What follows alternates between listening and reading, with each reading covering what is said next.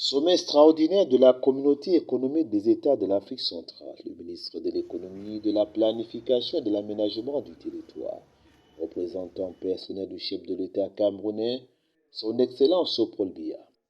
La voix du Cameroun a rayonné à Djibouti en Guinée équatoriale à côté de 7 autres pays de la Communauté économique des États de l'Afrique centrale.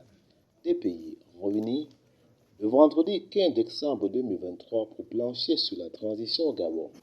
À la mine, Ousmane Mey, le représentant du président camerounais, au premier rang, a participé à toutes les phases de cette rencontre capitale qui marque la volonté des chefs d'État de la sous-région CAC de bâtir et de garder une sous-région où la paix durable et la sécurité sont une réalité. La démocratie, un choix irrévocable, le recours à la force à rejeter dans toutes ses formes.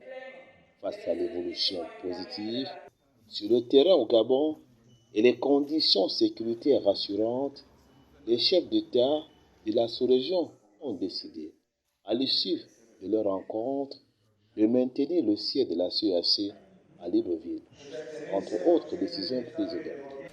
La conférence a suivi la présentation du chronogramme de transition en République gabonaise faite par le général Brice Clotaire Oligui Nguema, président de la transition en République gabonaise. La conférence a pris acte de l'engagement du président de la transition en République gabonaise à œuvrer au maintien de la durée de la transition à 24 mois fermes.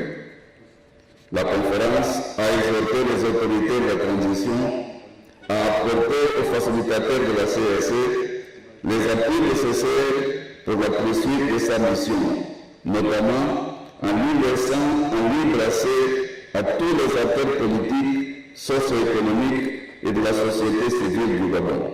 Ce sommet de la Communauté économique des États de l'Afrique centrale, coïncidence, intervient quelque temps après le tour effectué dans toute la sous-région par le président de la transition gabonaise, le général Brice Clotaire Oligui Nguema, qui s'est clôturé par le Cameroun. Le nouvel amphore a également venu s'abreuver à la source de la sagesse auprès du président patriarche, le président Paul Biya.